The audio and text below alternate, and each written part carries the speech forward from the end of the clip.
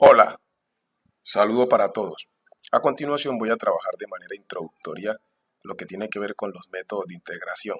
Voy a hacer ejemplos del que tiene que ver con el método directo y los otros métodos que están hechos para convertir una integral y llevarla al método directo y poder así aplicar una integral directa o por simple inspección o notable.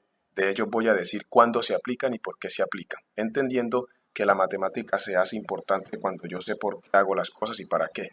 Digo aquí algo que es importante decir. Hombre, este tema de integrales no es un tema de la universidad, debe de verse en 11. Si ustedes estudian los derechos básicos de aprendizaje, el estudiante debe ver integración en el bachillerato, debe ver integrales en 11, habiendo visto derivadas. Y las derivadas parten del conocimiento de los límites y los límites del conocimiento de las funciones. Y todo esto sobre la base de los fundamentos del cálculo. Entonces aquí tengo los métodos de los cuales voy a hablar. Son 6 métodos, entendiendo que el método de sustitución se divide en 3. El primer método es el directo, del cual voy a mostrar 2 ejemplos. El segundo método es el método de sustitución, que se divide en U de U, en cambio de variable o general. El otro método de sustitución es el sustitución trigonométrica.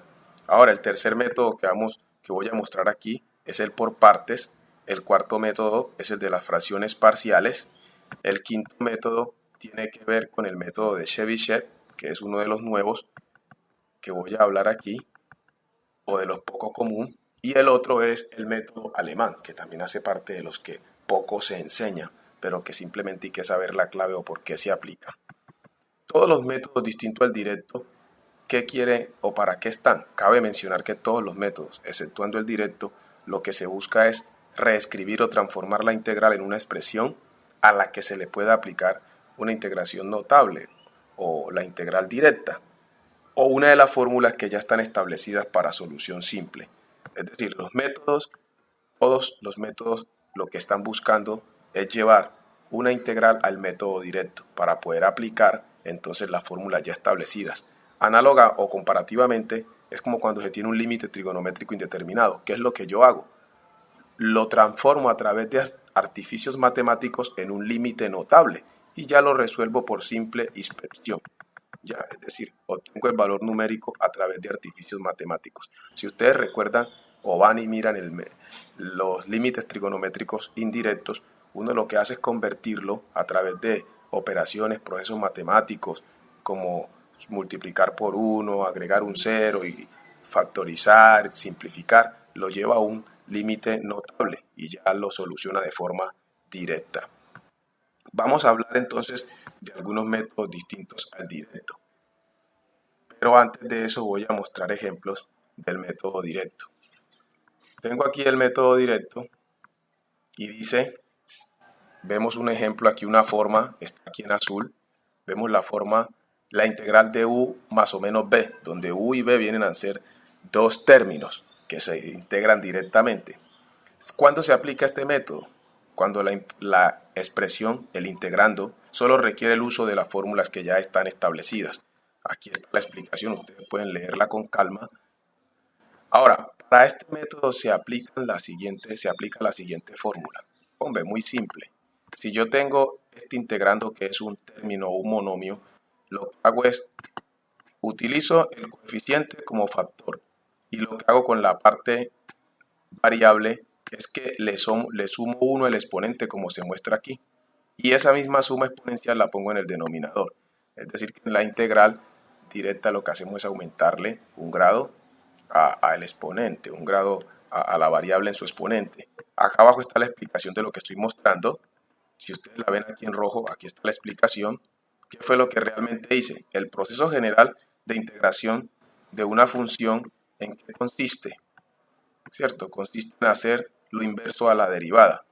En la derivada se le disminuye en un grado al exponente y en la integral se le aumenta un grado, por decirlo así, cuando hay integrales directas polinómicas. Y aquí hay un ejemplo de una integral directa polinómica donde el integrando, ¿cierto? El integrando es un monomio. Nótese, el 5 viene a ser las veces de la a que mostré en la parte de arriba, ¿cierto? La x a la 3 viene a ser u, ¿cierto? A la n. Entonces, ¿qué es lo que hacemos al integrar? Si ustedes notan en rojo, lo que hice fue sumarle 1 al 3 y eso mismo lo pongo en la parte denominadora. Entonces la respuesta es 5x, ¿cierto? 5x a la 4 sobre 4 o 5 cuartos de x a la 4 y se agrega la integral, perdón, la constante de integración. Y acabo de terminar una integral directa polinómica, pero en este caso integral de un monomio. Tengo un ejemplo 2. Veamos el ejemplo 2. Ya hay tres términos. La integral de un trinomio, donde el primero es una variable de grado 2, la segunda integral es una variable de grado 1 y la tercera integral sería de una constante. ¿Qué es lo que hago yo? Como tengo una integración polinómica, lo que hago es reescribirla creando tres integrales. La integral de 4 quintos de x al cuadrado con su diferencial menos la integral de 8x con su diferencial más la integral de 1. Entonces acá extraigo los coeficientes, ya que los coeficientes no se integran, por eso está por fuera 4 quintos como menos 8 y el 1 que debería ser invisible, pero para indicar mostré que se salió solamente por cosas didácticas, para explicar de mejor manera. Habiendo ya separado las tres integrales o creado las tres integrales, lo que paso es integrar de manera directa. Nótese, la primera integral, el coeficiente está acá, ¿qué hago? Le sumo 1 al exponente y lo mismo pongo en el denominador, esa suma exponencial. Hago con la tercera lo mismo, con la segunda, perdón. Y la tercera integral es la integral de una constante. La integral de una constante es el coeficiente multiplicando a x. Aquí está el procedimiento de integración. Y acá está la solución. ¿Cierto? Ahí está la solución. Pero esta solución no está ortodoxa, es decir, no está en la presentación que debiera. Yo debo simplificar lo más que se pueda, debo reescribir. Entonces, este coeficiente es 4 quintos, el coeficiente aquí es 4 quintos, y acá hay un denominador que es 3. ¿Qué voy a aplicar? La tal ley de Oreja, fracción de una fracción. Debo reescribir la respuesta. Y en esta parte de acá, el 8 va a quedar en el numerador y el 2 en el denominador y va a quedar menos 4. Y borré el 1 de aquí porque el 1 es implícito, es invisible, ¿no? Entonces voy a mostrarlo de reescritura. El 4 quintos lo divido en 3 sobre 1. Recuerden cuando trabajamos fracciones, si la fracción no tiene denominador, su denominador es ¿cuál? 1. Entonces ley de Oreja, 4 por 1 y 5 por 3. 4 por 1, 4 y 5 por 3, los internos, el 5 y el 3, 5 por 3, 15, x a la 3. Y en esta parte yo no puedo dejar fracciones indicadas. Si la división es exacta o un entero, 8 dividido 2 daría 4, ¿cierto? Y la x ya le habíamos quitado el coeficiente que era 1. Aquí acabo de terminar la integral. Acá pongo en conclusión, la integral, ¿cierto? Es igual a esto que está aquí, ¿cierto? A todo esto que está acá. ¿Listo? A todo esto. Pero yo acostumbro a factorizar. Si ustedes dan la respuesta así como está aquí en gris, está bien, pero podríamos factorizar la x. ¿Cuál es el factor común? La x. Entonces, x como factor común. La primera x está a la 3, entonces queda a la 2 al disminuirla en 1. La segunda x está a la 2, al dividirla en x queda a la 1, ¿cierto? Y la última x se desaparece, porque esta x, dividiendo esta x, todo término dentro de sí mismo es igual a ¿qué? A 1. ¿Listo? Y quedó esta parte. Esta sería la integral que me gustaría que hicieran, factorizar la variable. Ahora, vamos a explicar cuándo se aplica sustitución, que hay tres clases de sustitución, ¿cierto? Aquí dice claramente, trato en todas de poner una clave para saber cuándo se aplica, dice entonces aquí, el integrando es un producto o cociente en el cual puedo reescribir o reemplazar por otra variable o función trigonométrica, siendo una parte del integrando de la derivada de la función o que se debe derivar para la sustitución, porque no siempre cuando nosotros derivamos encontramos la derivada, pero sí nos sirve para sustituir. Aunque inicialmente la derivada no sea exactamente lo que se requiere, dado esto último, se aplican artificios como suma de un cero, completación de cuadrado, entre otros artificios matemáticos. Ojo, aquí digo, siempre se debe tener despejado al de x. Entonces aquí están los tres métodos que estaban allá arriba, U de U, sustitución de variable y sustitución trigonométrica. Vamos al método por partes. El método por partes se aplica cuando tengo el producto indicado entre dos funciones o el cociente indicado entre dos funciones. En caso de que sea un cociente, entonces hago reescritura. para pasar la parte denominadora al numerador e indicar un producto. ¿Qué funciones pueden estar involucradas? Las inversas, función inversa, función logarítmica, algebraica, trigonométrica y exponencial. De allí la frase que está en rojo y late.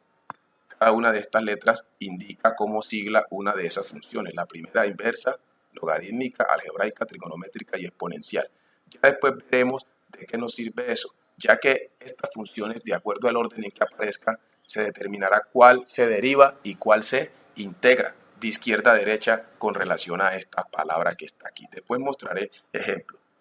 Entonces, siempre habrá un producto indicado de dos funciones, ¿listo? De las que he descrito acá. ¿Qué fórmula se aplica? La que está aquí en morado, ¿listo? Eso lo veremos más adelante, pero allí está por qué o cuándo se aplica el método por partes. ¿Cuándo se aplica el método de fracciones parciales? El integrando es simplemente el cociente indicado de dos polinomios, donde el grado del numerador puede ser menor que el del denominador.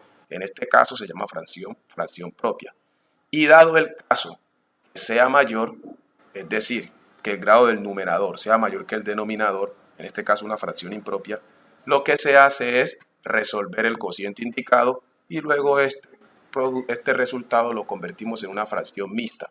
Recordemos que una fracción mixta es la que se forma entre una parte entera y una parte fraccionaria. Luego de resolver el cociente y formar la fracción mixta, entonces integramos de manera directa o hacemos las formas de integrar que sean necesarias.